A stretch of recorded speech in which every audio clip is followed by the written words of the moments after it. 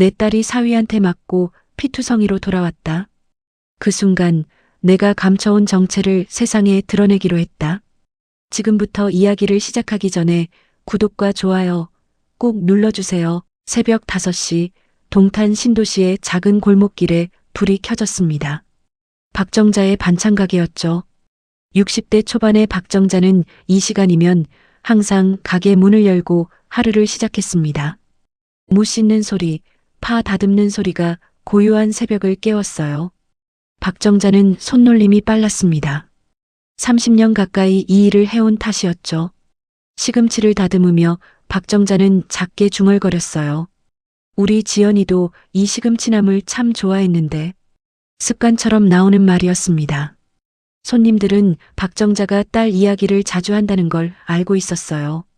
그저 평범한 엄마의 자랑이라고만 생각했죠. 하지만 박정자의 목소리에는 단순한 자랑보다 더 깊은 무언가가 묻어 있었습니다. 그리움이었을까요? 아니면 미안함이었을까요? 아침 7시가 되자 단골 손님들이 하나둘 들어오기 시작했습니다. 이 동네에 산 지 10년이 넘은 박정자는 이제 동네 사람들에게 없어서는 안 될 존재였어요. 인심 좋고 성실한 반찬가게 주인이었죠. 사장님, 오늘도 일찍 나오셨네요. 매일 같은 시간이에요. 일찍 일어나는 게 몸에 배었죠. 박정자는 환하게 웃으며 손님을 맞이했습니다. 하지만 손님이 돌아서는 순간 박정자의 얼굴에서 웃음이 사라졌어요. 깊은 눈빛 속에는 말로 표현할 수 없는 무게가 담겨 있었습니다. 박정자에게는 아무도 모르는 비밀이 있었습니다. 30년 전 박정자는 한영숙이라는 이름으로 살았어요. 재벌가의 맏며느리였죠. 화려한 저택, 넘치는 돈, 남들이 부러워하는 모든 것을 가졌던 여자였습니다. 하지만 그 화려함 뒤에는 끔찍한 폭력과 모욕이 숨어 있었어요. 남편은 겉으로는 점잖은 사업가였지만 집안에서는 괴물이었습니다. 술만 마시면 한영숙을 때렸고 시댁 식구들은 그저 방관했어요. 아니, 오히려 한영숙을 무시하고 짓밟았죠. 돈으로 사온 며느리라고 비웃었습니다. 그렇게 견디던 한영숙은 임신을 했습니다. 뱃속의 아이가 유일한 희망이었어요. 하지만 남편의 폭력은 멈추지 않았죠. 어느 날 밤 술 취한 남편이 한영숙의 배를 발로 찼습니다. 그 순간 한영숙은 결심했어요. 이곳에 있다가는 아이와 함께 죽을 거라고요. 한영숙은 도망쳤습니다. 손에 쥘 수 있는 돈 몇 푼과 몸 하나로요. 이름도 바꿨습니다. 한영숙은 죽고 박정자가 태어났어요. 그렇게 30년을 숨어 살았죠. 박정자는 혼자 아이를 낳았습니다. 지연이라는 이름을 지어줬어요. 온갖 고생을 하며 지연을 키웠습니다. 새벽부터 밤늦게까지 일했고 지연만은 행복하게 키우겠다고 다짐했죠. 박정자는 지연에게 과거를 한 번도 말하지 않았습니다. 가난한 엄마지만 성실하게 사는 모습만 보여줬어요. 지연은 훌륭하게 자라줬습니다. 공부도 잘했고 착했어요. 대학을 졸업하고 좋은 회사에 취직했죠. 그리고 3년 전 정태라는 남자와 결혼했습니다. 박정자는 딸의 결혼식에서 눈물을 흘렸어요. 행복의 눈물인지 아니면 다른 이유였는지는 아무도 몰랐습니다.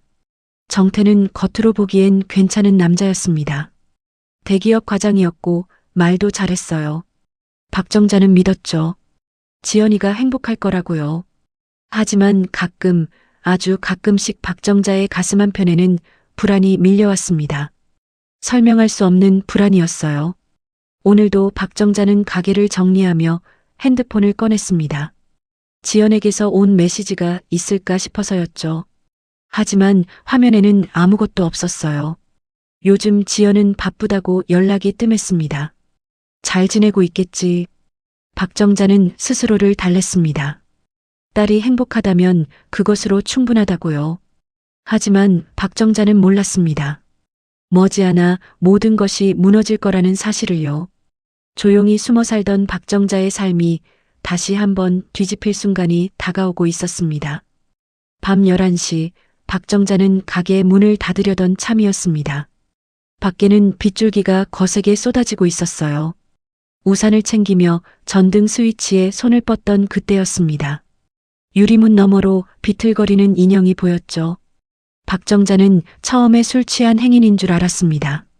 하지만 그 사람이 문을 밀고 들어오는 순간 박정자의 심장이 멎었어요.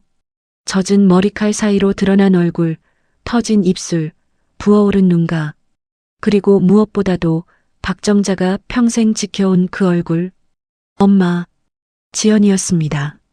박정자의 외동딸이었어요. 하지만 지금 박정자 앞에 선 지연은 박정자가 아는 모습이 아니었습니다. 하얀 블라우스는 곳곳에 핏자국이 묻어 있었고 팔에는 시퍼런 멍이 가득했어요. 지연의 다리가 휘청거렸습니다. 나 좀 살려줘. 지연의 목소리는 떨렸습니다. 그 말을 끝으로 지연은 그대로 무너지듯 쓰러졌어요.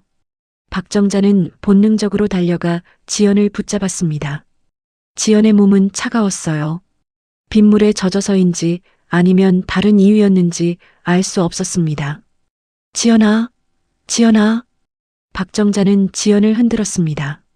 지연의 눈이 천천히 떠졌어요. 초점 없는 눈동자였습니다. 박정자의 손이 지연의 얼굴을 어루만졌죠. 그 순간 박정자는 지연의 뺨에 난 상처를 발견했습니다. 손톱으로 핥힌 자국이었어요. 이게 대체 누가 그랬어? 박정자의 목소리는 떨렸습니다. 하지만 떨림 속에는 뭔가 다른 감정이 섞여 있었어요. 분노였습니다. 30년 동안 꽁꽁 숨겨두었던 박정자가 아닌 한영숙의 분노였죠. 정태야, 사위놈이 그랬어? 지연은 고개를 끄덕였습니다. 눈물이 흘러내렸어요. 말을 하려고 했지만 입술이 너무 부어서 제대로 움직이지 않았습니다. 박정자는 지연을 일으켜 안쪽 방으로 데려갔어요. 작은 소파에 지연을 눕히고 구급약을 꺼냈습니다. 아프면 참으면 안 돼. 소리 질러도 돼. 박정자는 지연의 상처를 소독했습니다. 지연은 이를 악물고 고통을 견뎠어요. 박정자의 손이 지연의 팔에 난 멍을 훑었습니다. 손가락 자국이었어요. 누군가 지연의 팔을 세게 움켜쥔 흔적이었죠. 박정자는 알 수 있었습니다. 이런 상처가 어떻게 생기는지를요. 30년 전 박정자도 똑같은 상처를 몸에 지니고 살았으니까요. 팔의 멍, 터진 입술, 부러진 갈비뼈. 박정자는 그 고통을 너무나 잘 알고 있었습니다. 말해봐, 지연아. 무슨 일이 있었는지. 박정자의 목소리는 낮고 단호했습니다. 지연은 한참을 말없이 있다가 입을 열었어요. 엄마, 나 그 사람한테 개처럼 맞았어. 그 말이 떨어지는 순간 박정자의 온몸이 굳었습니다. 개처럼. 그 표현이 박정자의 가슴을 찢었어요. 지연의 목소리는 부서진 사람의 목소리였습니다. 처음엔 그냥 화내는 정도였어. 소리 지르고 물건 던지고. 근데 점점 심해졌어. 손찌검이 시작됐고 오늘은 지연의 목소리가 끊겼습니다. 눈물이 멈추지 않았어요. 박정자는 지연의 손을 꽉 잡았습니다. 지연의 손은 얼음장처럼 차가웠죠. 오늘은 내가 저녁을 늦게 차렸다고, 회식 때문에 늦었다고 설명했는데도 그 사람은 안 믿었어. 바람 피운다고 했어. 그러고는 지연은 말을 잇지 못했습니다. 박정자는 더 이상 물어보지 않았어요. 물어보지 않아도 알 수 있었으니까요. 어떤 일이 벌어졌는지, 얼마나 무서웠을지, 얼마나 고통스러웠을지. 박정자의 가슴속에서 무언가가 타올랐습니다. 30년 동안 꺼뜨리고 누르고 잊으려 애썼던 불꽃이었어요. 분노였습니다. 하지만 단순한 분노가 아니었죠. 지연을 지키지 못한 자신에 대한 분노, 똑같은 불행이 반복되는 것에 대한 분노, 그리고 정태라는 인간에 대한 분노였습니다. 박정자의 눈빛이 변했습니다. 부드럽고 온화했던 반찬가게 주인 박정자의 눈빛이 아니었어요. 냉정하고 날카로운 한영숙의 눈빛이었습니다. 재벌가의 며느리로서 견뎌야 했던 모든 것들, 도망쳐 나와 숨어 살아야 했던 모든 시간들, 그리고 지연을 위해 참아온 모든 것들이 박정자의 머릿속을 스쳤죠. 지연아, 잘 들어. 박정자의 목소리는 낮았지만 힘이 있었습니다. 너는 이제 안전해. 엄마가 지켜줄 거야. 그 인간은 내가 처리할 거야. 지연은 박정자를 올려다봤습니다. 엄마의 얼굴에서 처음 보는 표정을 발견했어요. 무서우면서도 든든한 표정이었습니다. 지연은 알지 못했죠. 자신의 엄마가 박정자가 아니라 한영숙이었다는 것을, 그리고 한영숙이 어떤 사람인지를. 박정자는 지연을 재운 뒤 홀로 가게 밖으로 나왔습니다. 비는 여전히 내리고 있었어요. 박정자는 빗속에 서서 하늘을 올려다봤습니다. 30년의 침묵이 끝나는 순간이었어요. 정태. 박정자의 입에서 그 이름이 나왔습니다. 차갑고 낮은 목소리였어요. 박정자는 결심했습니다. 더 이상 숨지 않기로요. 한영숙으로 돌아가기로요. 그리고 지연을 해친 그 인간을 완전히 파멸시키기로 했습니다. 새벽 3시 박정자는 잠들지 못했습니다. 옆방에서는 지연이 고통 속에서 간신히 잠들어 있었어요. 박정자는 작은 방의 벽장을 열었습니다. 맨 안쪽 낡은 이불 더미 뒤에 먼지 쌓인 상자가 하나 있었죠. 박정자는 그 상자를 꺼냈습니다. 30년 동안 단 한 번도 열지 않았던 상자였어요. 아니, 열 수 없었다고 하는 게 맞을지도 몰랐습니다. 이 상자를 여는 순간 박정자가 아닌 한영숙으로 돌아가야 한다는 걸 알고 있었으니까요. 박정자의 손이 떨렸습니다. 상자 위에 쌓인 먼지를 닦아냈어요. 그리고 천천히 뚜껑을 열었습니다. 상자 안에는 누렇게 바랜 서류들이 가지런히 정리되어 있었어요. 맨 위에는 도장이 찍힌 문서가 있었습니다. 한서진 명의 주식 지분 계약서. 박정자는 그 이름을 오랜만에 봤습니다. 한서진. 30년 전 재벌가에 시집가기 전 박정자가 가졌던 본명이었어요.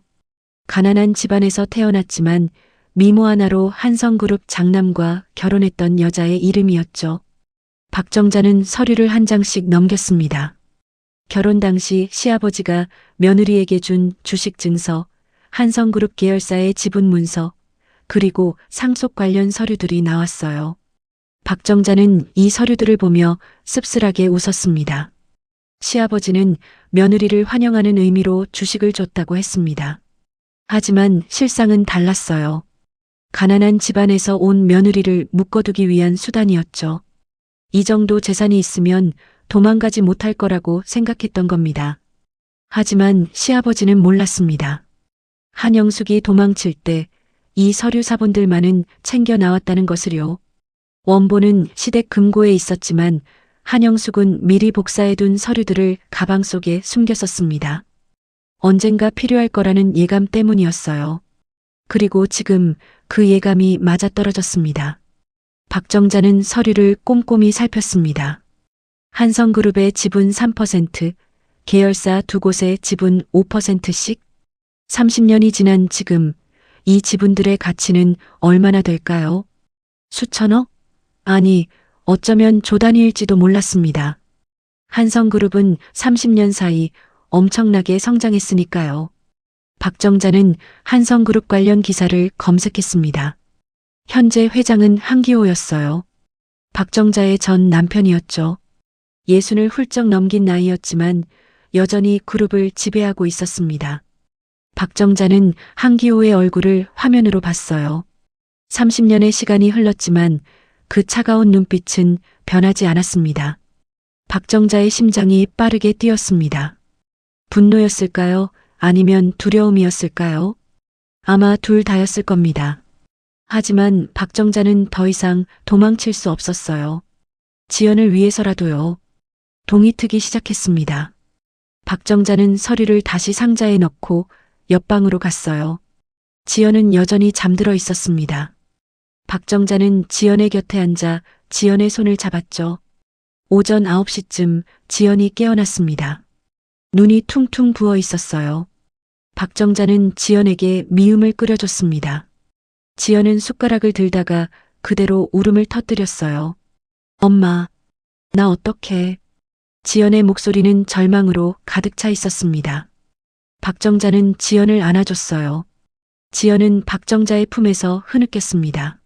엄마, 나 그 사람한테 이혼당하면 아무것도 없어. 지연의 말이 박정자의 가슴을 찔렀습니다. 결혼할 때 재산 다 정태 이름으로 했어. 시어머니가 그러라고 했거든.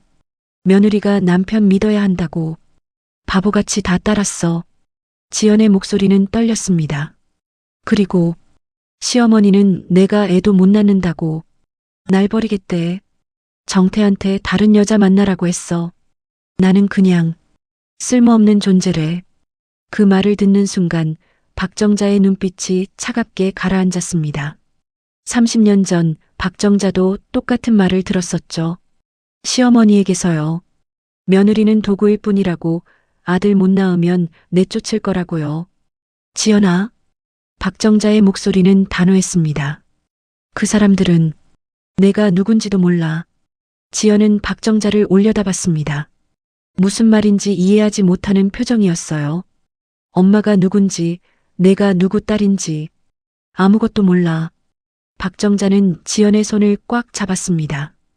이제 보여줄 때가 됐어. 엄마가 누군지, 너희가 누구를 건드렸는지. 지연은 혼란스러웠습니다. 지연이 알던 엄마는 평범한 반찬가게 주인이었어요. 가난하지만 성실한 사람이었죠. 하지만 지금 지연 앞에 앉아있는 박정자는 달랐습니다. 눈빛이 달랐고 목소리가 달랐고 분위기 자체가 달랐어요. 엄마, 무슨 말이야? 지연이 물었습니다. 박정자는 잠시 망설였어요. 30년 동안 숨겨온 비밀을 이제 말해야 할 때였습니다. 박정자는 깊게 숨을 들이쉬었죠. 지연아, 엄마 이름이 박정자가 아니야. 박정자의 목소리는 떨렸지만 분명했습니다. 엄마 진짜 이름은 한영숙이야. 아니, 정확히는 한서진이고. 지연의 눈이 커졌습니다. 박정자는 계속 말을 이었어요. 엄마도 너처럼 재벌가에 시집갔었어. 한성그룹. 들어봤지? 지연은 숨이 멎는 것 같았습니다. 한성그룹. 대한민국에서 손꼽히는 재벌이었죠. 엄마는 한성그룹 장남의 아내였어. 하지만 도망쳤어. 너를 지키기 위해서. 박정자의 눈에 눈물이 맺혔습니다. 그리고 이제 다시 돌아갈 시간이야. 너를 지키기 위해서. 사흘이 지났습니다. 지연은 박정자의 집에서 회복하고 있었어요. 몸의 상처는 조금씩 나아갔지만 마음의 상처는 쉽게 아물지 않았습니다. 박정자는 그 사흘 동안 많은 것을 준비했어요. 전화 몇 통, 이메일 몇 개, 그리고 오래된 인맥들을 되살렸습니다. 30년은 긴 시간이었지만 박정자의 머릿속에는 모든 게 생생했습니다.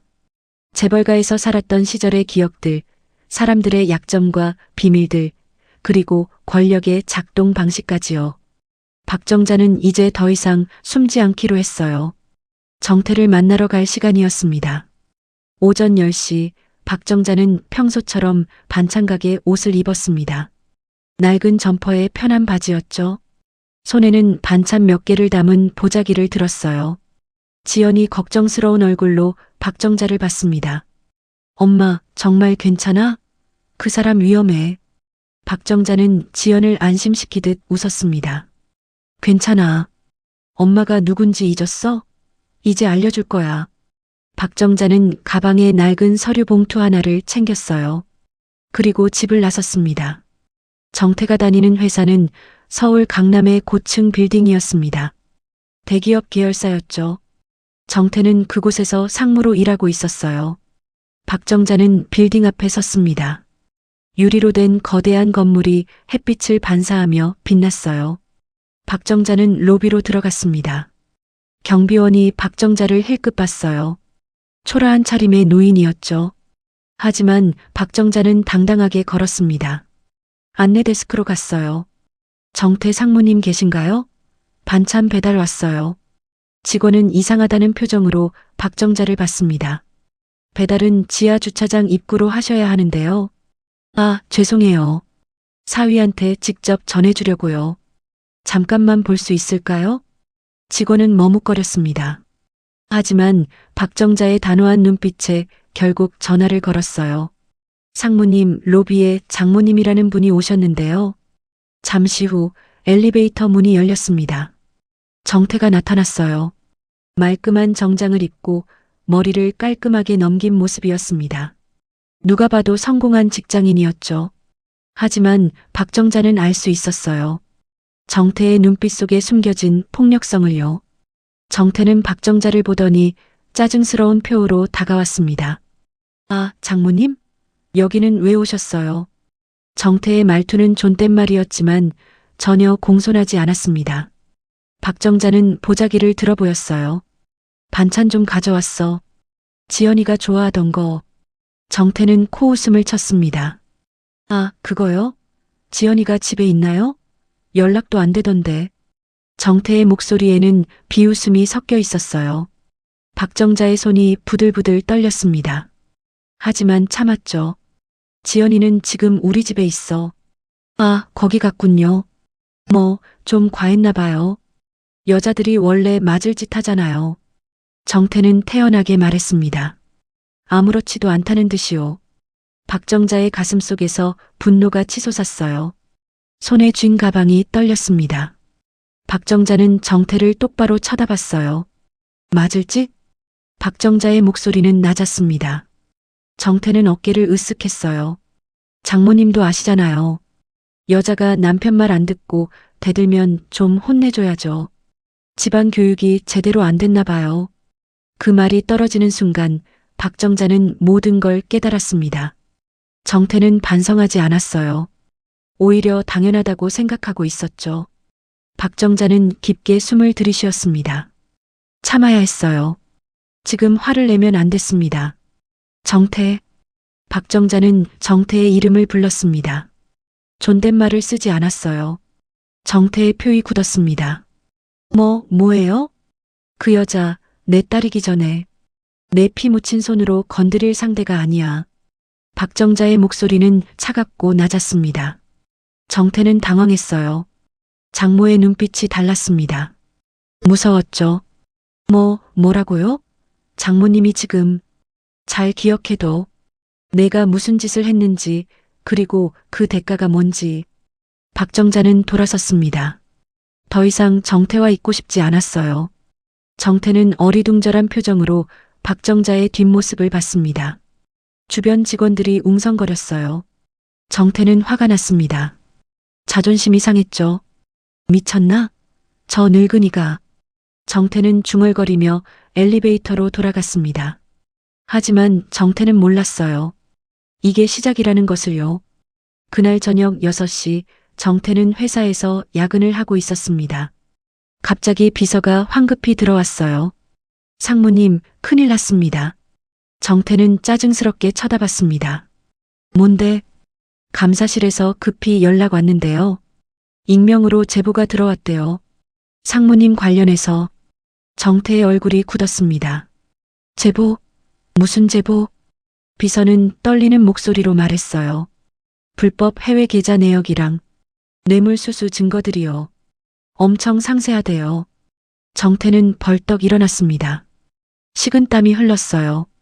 정태는 그동안 회사 돈을 빼돌려 해외 계좌에 숨겨뒀습니다. 거래처에서 받은 뇌물도 있었죠. 하지만 철저히 숨겼어요. 아무도 모를 거라고 생각했습니다. 누가 보냈는데? 익명이래요. 근데 메일 끝에 이름이 하나 있었대요. 이름? 비서는 핸드폰을 보며 말했습니다. 한서진이요. 정태는 그 이름을 들어본 적이 없었습니다. 한서진? 누구지? 정태의 머릿속이 복잡해졌어요. 하지만 지금 중요한 건 그게 아니었습니다. 제보 내용이 사실이었고 감사실이 움직이기 시작했다는 거였죠. 정태는 주저앉았습니다. 끝이었어요. 이게 밝혀지면 회사에서 쫓겨나는 건 물론이고 형사처벌까지 받을 수 있었습니다. 정태는 떨리는 손으로 전화기를 들었어요. 누군가에게 도움을 청해야 했습니다. 하지만 정태는 몰랐습니다. 이건 시작일 뿐이라는 것을요. 한서진, 아니 박정자는 30년 동안 준비해온 사람이었습니다. 정태의 모든 약점을 파악했고 하나씩 무너뜨릴 계획이었죠. 그리고 그날 밤 박정자는 집에서 노트북을 켰습니다. 화면에는 정태의 또 다른 비리 자료들이 정리되어 있었어요. 박정자는 차갑게 미소 지었습니다. 이제 시작이야, 정태. 정태의 비리가 언론에 터진 건 그 다음날 아침이었습니다. 주요 경제지의 일면을 장식했어요. 대기업 계열사 상무, 수십억대 횡령 의혹 기사와 함께 정태의 얼굴이 크게 실렸습니다. 회사는 순식간에 발칵 뒤집혔죠. 오전 9시 정태는 감사실로 불려갔습니다. 감사팀장이 서류 뭉치를 던지듯 책상 위에 올려놨어요. 이게 다 뭡니까, 상무님? 서류에는 정태의 해외 계좌 내역이 상세히 적혀 있었습니다. 입금 날짜, 금액, 출처까지 모두요. 정태는 식은땀을 흘렸어요. 이건 조작입니다. 누가 저를 모함하려고. 조작이요? 금융감독원에서 확인한 자료입니다. 계좌 주인 이름이 정태 상무님 본인이던데요? 정태는 말을 잇지 못했습니다. 거래처에서 받은 뇌물 수천만 원, 회사 기밀을 팔아넘기고 받은 돈, 그리고 회사 자금을 횡령한 흔적까지 모든 게 낱낱이 드러났어요. 당장 사표 내시고 나가십시오. 형사고발은 이미 진행 중입니다. 감사팀장의 말이 떨어지자마자 정태는 감사실을 뛰쳐나왔습니다. 복도에서 동료들이 정태를 보며 수군거렸어요. 경멸하는 눈빛이었습니다. 정태의 얼굴은 붉게 달아올랐죠. 정태는 자기 사무실로 돌아갔습니다.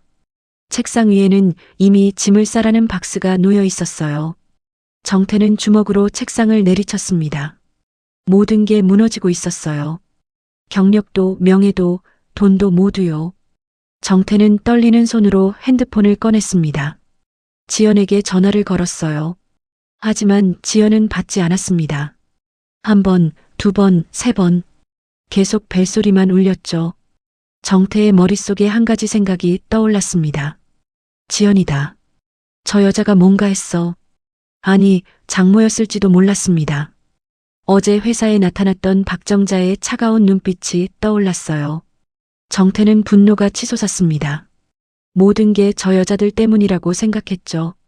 저녁 8시 정태는 술에 취한 채로 박정자의 집 앞에 나타났습니다. 반찬 가게는 문을 닫은 상태였어요. 하지만 안쪽 주거 공간에는 불이 켜져 있었습니다.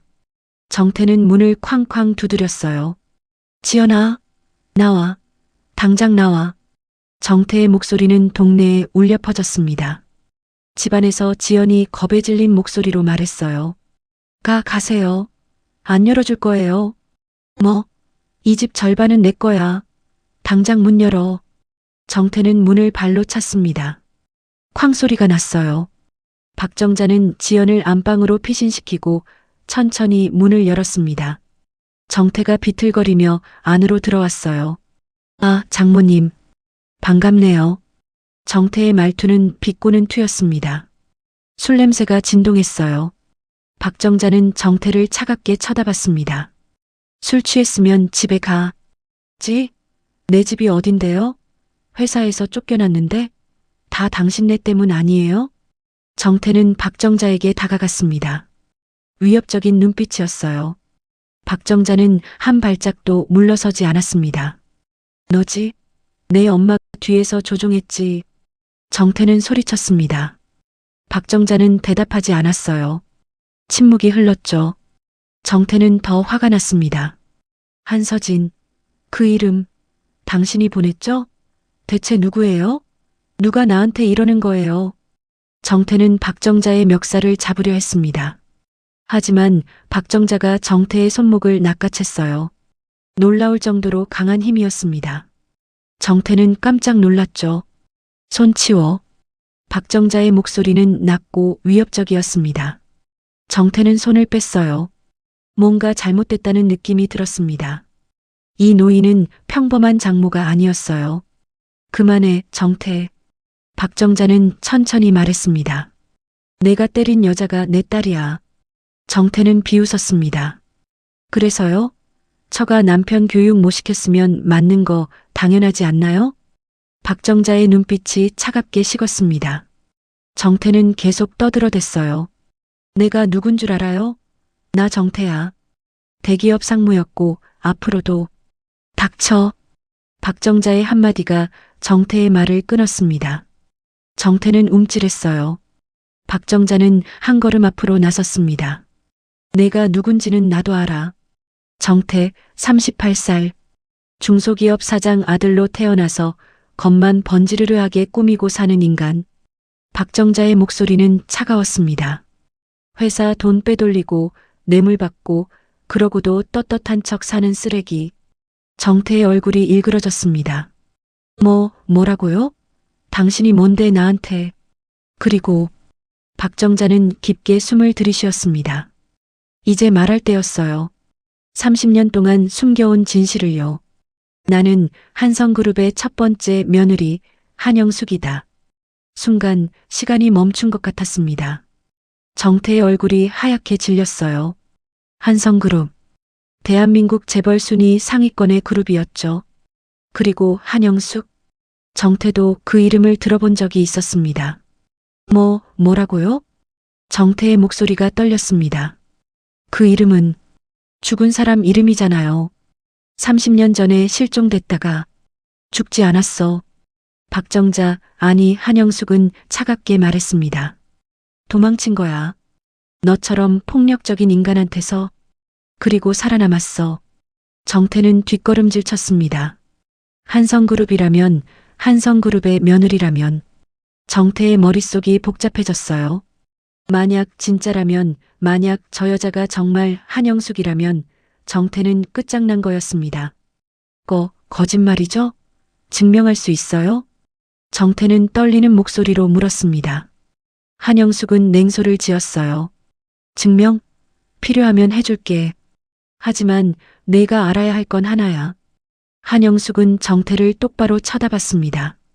내 딸을 건드린 대가를 치르게 될 거야. 너와 내 가족 모두.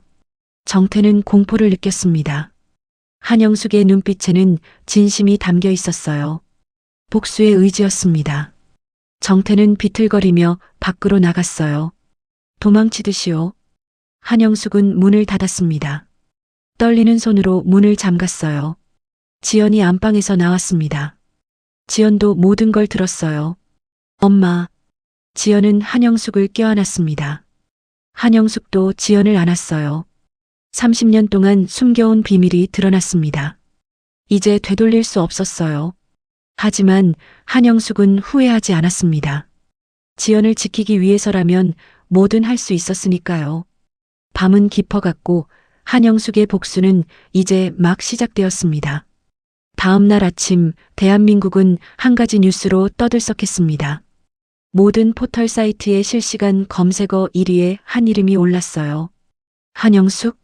30년 전 사라진 한성그룹 맏며느리의 이름이었습니다. 새벽부터 한영숙은 움직이고 있었습니다. 정태와의 대면 이후 한영숙은 더 이상 숨을 이유가 없다고 판단했어요. 오히려 공개적으로 나서기로 결심했죠. 한영숙은 오래전부터 알고 지내던 기자에게 연락했습니다. 30년 전 한영숙이 도망칠 때 도와줬던 사람이었어요. 제 이야기를 세상에 알려주세요. 한영숙의 목소리는 단호했습니다. 기자는 놀랐지만 곧 이해했어요. 그리고 기사를 썼습니다. 30년 동안 숨겨져 있던 진실을요. 오전 8시 주요 일간지에 특종이 터졌습니다. 30년 전 사라진 한성그룹 맏며느리, 실종이 아닌 은둔이었다. 기사에는 한영숙의 과거가 상세히 담겨 있었어요. 재벌가의 며느리로 살았던 시절, 남편의 폭력, 시댁의 모욕, 그리고 도망치게 된 이유까지요.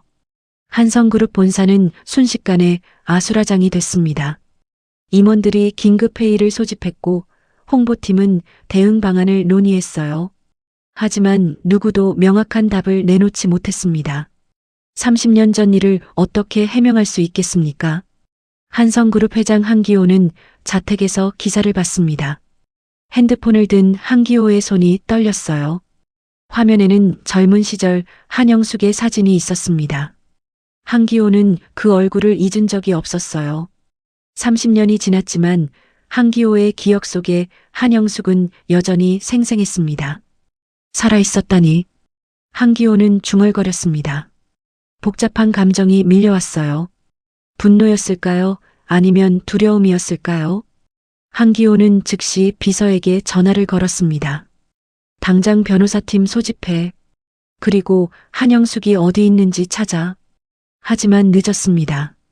이미 기자들이 한성그룹 본사 앞에 몰려들고 있었어요. 카메라와 마이크를 든 기자들이 정문을 가득 메웠습니다.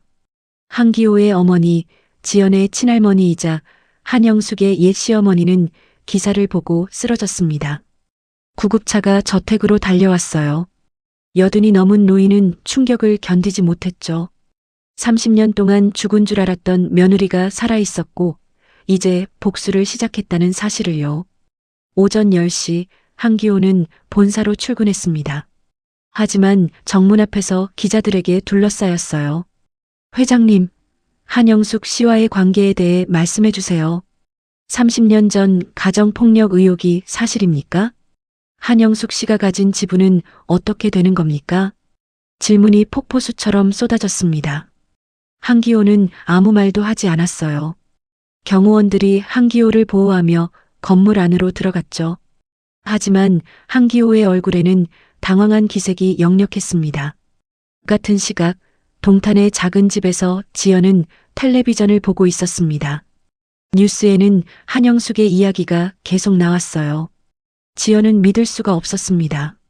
어제까지만 해도 평범한 반찬가게 주인이었던 엄마가 재벌가의 며느리였다니요. 엄마. 지연은 한영숙을 봤습니다. 한영숙은 방 한구석에 앉아 조용히 차를 마시고 있었어요. 평온한 표정이었습니다. 마치 폭풍의 중심에 있는 것처럼요. 왜 지금까지 숨겼어요? 지연의 목소리는 떨렸습니다. 한영숙은 찻잔을 내려놓았어요. 너라도 평범하게 살게 하고 싶었어? 한영숙의 목소리는 부드러웠습니다.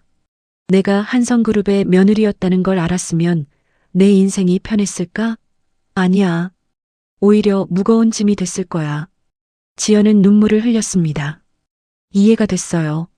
엄마가 왜 그렇게 평범하게 조용히 살려고 했는지요. 하지만 내가 상처받은 이상 난 더는 숨을 이유가 없어. 한영숙은 지연의 손을 잡았습니다. 너를 지키는 게 내 유일한 목적이었어. 그 목적을 위해서라면 이제 세상과 맞서 싸울 거야.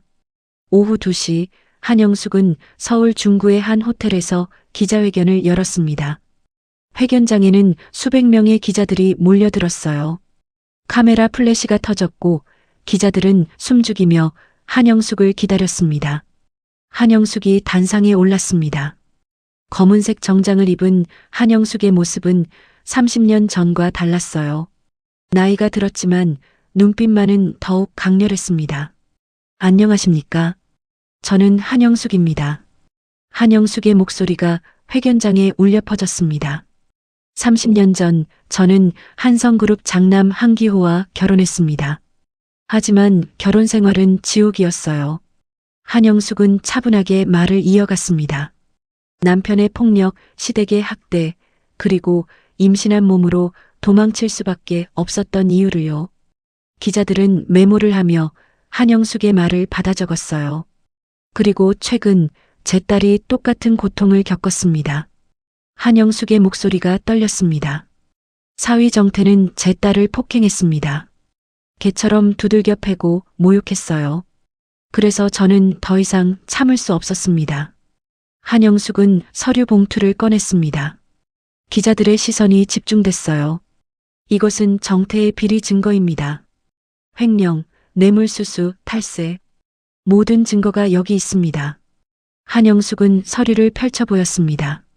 카메라가 서류를 클로즈업했어요.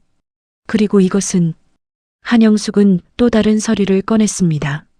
한성그룹에 대한 제 지분 증서입니다. 30년 전 시아버지께서 제게 주신 지분이에요. 총 8%입니다. 회견장이 술렁였습니다. 8%? 한성그룹의 8%라면 천문학적인 금액이었어요. 한영숙은 계속 말했습니다. 저는 이 지분을 행사할 겁니다. 그리고 한성그룹 내부의 비리도 밝힐 거예요. 폭탄 선언이었습니다. 한영숙의 기자회견은 생중계됐고 대한민국 전체가 이 소식에 주목했어요. 한성그룹의 주가는 폭락하기 시작했습니다. 한영숙의 기자회견 이후 상황은 급속도로 전개됐습니다. 검찰이 움직이기 시작했어요. 정태에 대한 수사가 본격화됐고 한성그룹에 대한 특별감사도 시작됐습니다. 대한민국 전체가 이 사건을 주목하고 있었죠. 기자회견 다음 날 새벽 정태는 서울을 벗어나려 했습니다. 가방에 현금과 여권을 챙겼어요. 인천공항으로 가서 동남아로 도망칠 계획이었죠. 하지만 정태가 고속도로 톨게이트를 지나는 순간 경찰차들이 나타났습니다. 정태 씨, 차에서 내리십시오. 확성기에서 경찰의 목소리가 울려 퍼졌어요.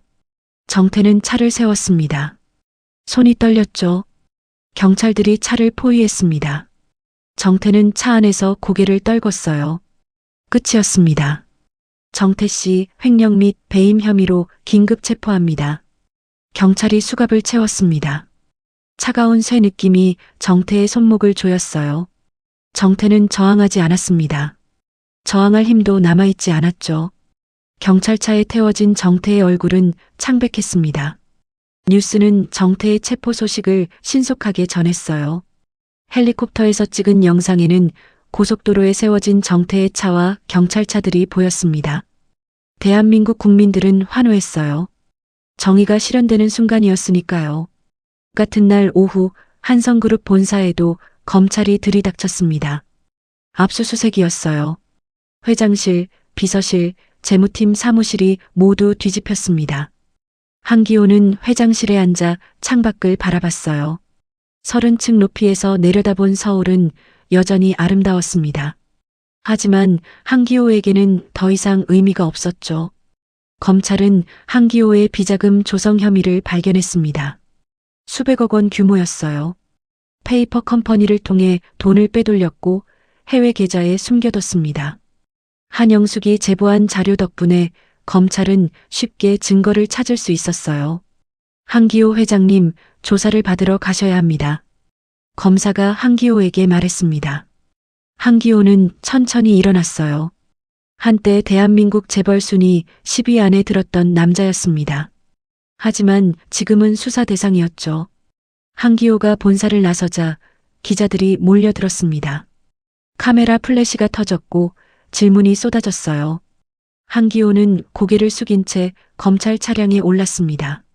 30년 전 한영숙을 폭행하던 그 거만함은 어디에도 없었어요. 한성그룹의 주가는 폭락했습니다. 하루 만에 30%가 떨어졌어요. 계열사들도 연쇄적으로 타격을 받았습니다. 임직원들은 불안에 떨었고 주주들은 분노했죠. 한성그룹은 무너지고 있었습니다. 저녁 무렵 동탄의 집에서 지연은 뉴스를 보고 있었습니다. 정태가 체포되는 장면, 한기호가 검찰에 출두하는 장면이 반복해서 나왔어요. 지연은 복잡한 감정을 느꼈습니다. 시원함도 있었지만 동시에 허무함도 밀려왔죠. 한영숙이 옆에 앉았습니다. 지연은 한영숙을 봤어요.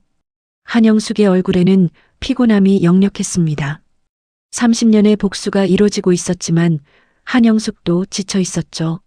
엄마, 지연의 목소리가 떨렸습니다. 이제 우리 행복해질 수 있을까요? 한영숙은 지연의 손을 잡았습니다. 따뜻한 손이었어요. 한영숙은 잠시 생각했습니다. 행복. 그 단어가 얼마나 먼 곳에 있는 것처럼 느껴졌는지 모릅니다. 지연아. 한영숙은 부드럽게 말했습니다. 행복은 복수가 끝나야 오는 게 아니야. 지연은 한영숙을 올려다봤어요. 한영숙은 미소를 지었습니다. 30년 만에 지는 진심 어린 미소였죠. 상처를 인정하는 데서 시작되는 거야. 한영숙의 목소리는 잔잔했습니다. 나는 30년 동안 상처를 숨기고 살았어. 아픈 척 안 하고 괜찮은 척 했지. 그게 너를 지키는 방법이라고 믿었으니까. 한영숙은 눈물을 흘렸습니다.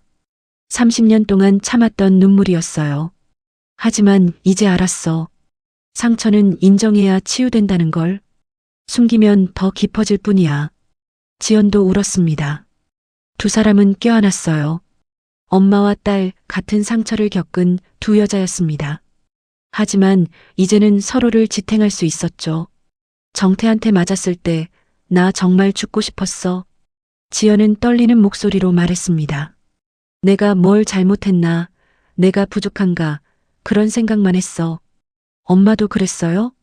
한영숙은 고개를 끄덕였습니다. 그랬어. 내 탓이라고 생각했어. 하지만 아니었어, 지연아. 한영숙은 지연의 얼굴을 마주봤습니다. 우리 잘못이 아니야. 절대로. 폭력은 어떤 이유로도 정당화될 수 없어. 지연은 고개를 끄덕였습니다. 엄마의 말이 지연의 마음속 깊이 스며들었어요. 지연은 처음으로 자신을 용서할 수 있을 것 같았습니다. 밤이 깊어갔습니다. 한영숙은 창밖을 바라봤어요. 동탄 신도시의 불빛들이 반짝였습니다. 한영숙은 이 작은 동네에서 30년을 살았어요.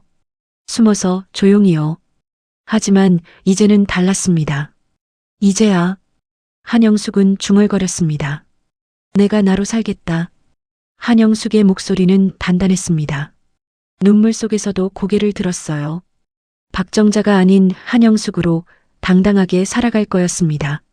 다음 날 아침 한영숙은 한성그룹 본사로 향했습니다. 주주총회가 열리는 날이었어요. 한영숙은 8%의 지분을 가진 주주였습니다. 30년 만에 그곳에 돌아가는 거였죠. 회의실 문을 열자 임원들이 한영숙을 봤습니다. 놀라움과 두려움이 섞인 눈빛이었어요. 한영숙은 당당하게 걸어 들어가 자리에 앉았습니다. 시작하시죠. 한영숙의 목소리가 회의실에 울려 퍼졌습니다. 30년의 침묵이 끝났어요. 한영숙의 복수는 거의 완성되고 있었습니다. 그리고 동시에 치유도 시작되고 있었죠. 정태는 구치소에 수감됐고 한기호는 조사를 받으며 모든 권력을 잃어가고 있었습니다. 한성그룹은 혼란에 빠졌지만 한영숙은 차분하게 자신의 자리를 되찾고 있었어요. 복수는 끝나가고 있었습니다.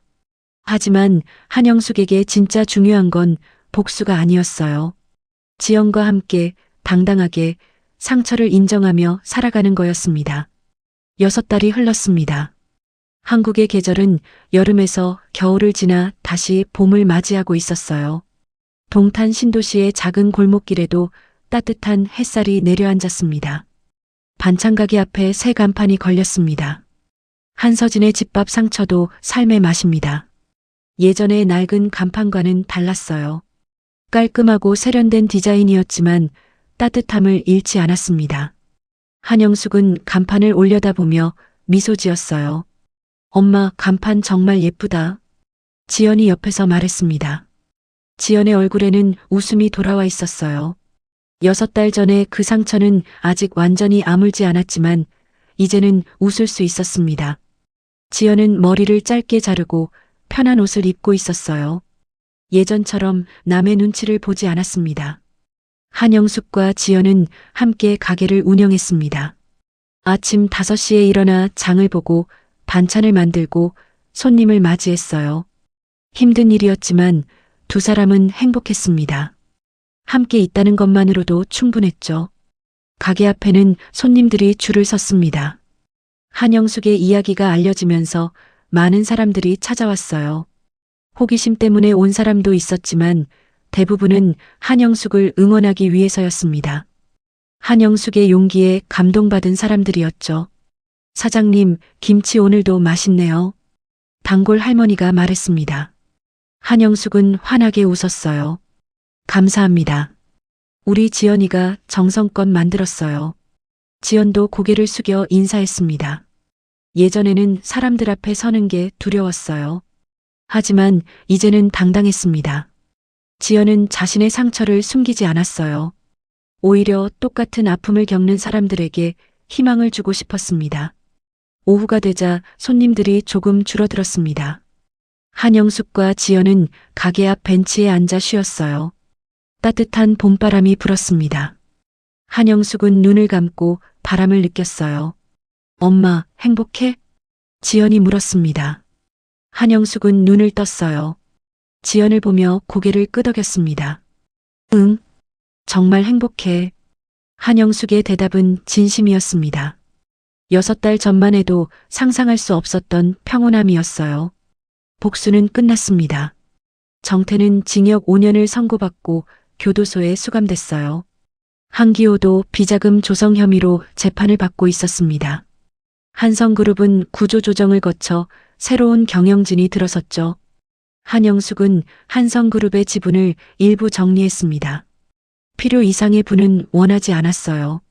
대신 그 돈으로 가정폭력 피해자들을 돕는 재단을 만들었습니다.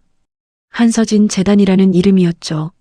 한영숙과 지연처럼 고통받는 여성들에게 피난처와 법률 지원을 제공했습니다.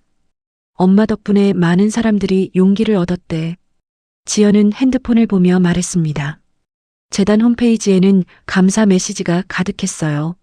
한영숙의 이야기를 듣고 자신도 폭력에서 벗어났다는 사람들이었습니다.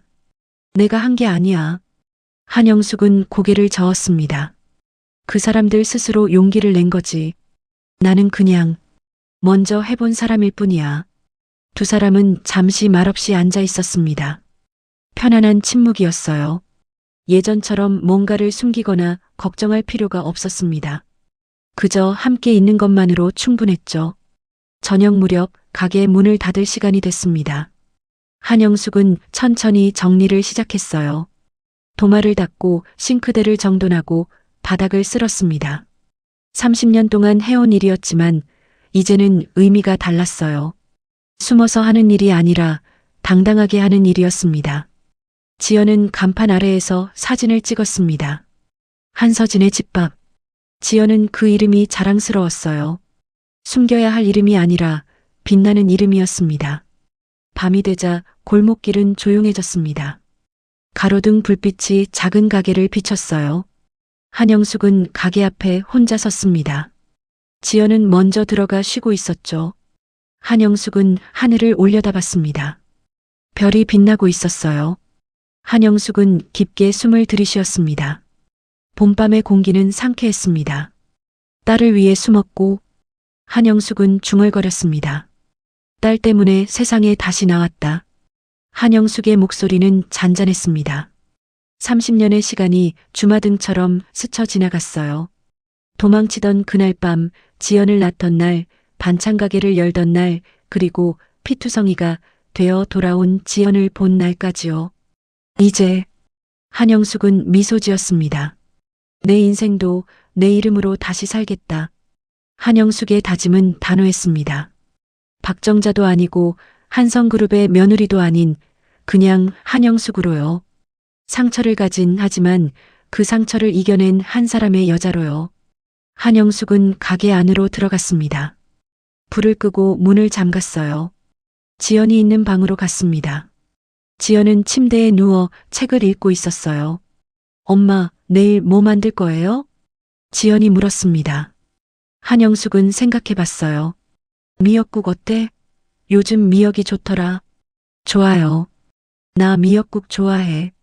두 사람은 웃었습니다. 일상적인 대화였지만 이제는 그 일상이 소중했어요. 평범한 하루하루가 선물 같았습니다. 한영숙은 자기 방으로 갔습니다. 침대에 누워 눈을 감았어요. 피곤했지만 마음은 편안했습니다. 30년 만에 처음 느끼는 평온함이었죠. 한영숙은 알고 있었습니다. 상처가 완전히 사라지지는 않을 거라는 것을요. 가끔 악몽을 꿀 수도 있고 두려움이 밀려올 수도 있을 거였습니다. 하지만 괜찮았어요. 이제는 혼자가 아니었으니까요. 지연이 있었고 지연을 응원하는 수많은 사람들이 있었습니다.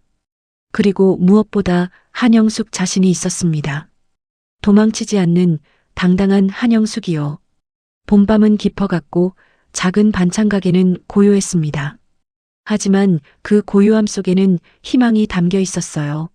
내일 또 해가 뜰 것이고 한영숙과 지연은 웃으며 하루를 시작할 것이었습니다. 한서진의 집밥. 그 간판은 단순한 가게 이름이 아니었습니다. 한 여자의 삶이었고 용기였고 그리고 새로운 시작이었어요. 상처도 삶의 맛이라는 문구처럼 한영숙은 상처를 받아들이고 그것을 힘으로 바꿨습니다. 그리고 이제 한영숙은 자신의 이름으로 살아갈 것입니다. 떳떳하게, 당당하게, 그리고 행복하게요. 사람은 누구나 과거를 숨기고 살아간다. 하지만 내 딸의 눈물이 내 이름을 되찾게 했다. 끝까지 들어주셔서 감사합니다. 구독과 좋아요는 다음 영상에 큰 도움이 됩니다. 감사합니다.